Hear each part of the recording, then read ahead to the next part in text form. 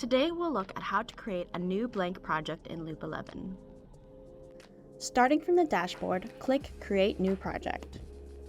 From here, you have a few options. You can either create a blank project, use AI to create your test, or use one of our many project templates to give you a good base to start with. You can also clone an existing project. In this video, we'll look at creating a blank project.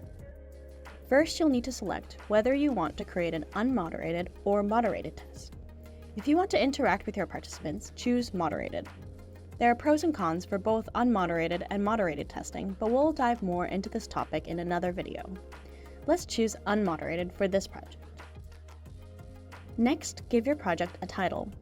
Let's call this project Website Usability Test. Then you can select the language your test will be conducted in and your recording settings.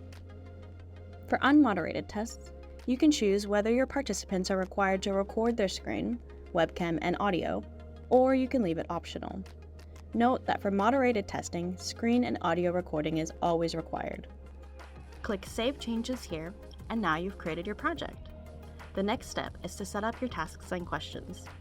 Happy testing!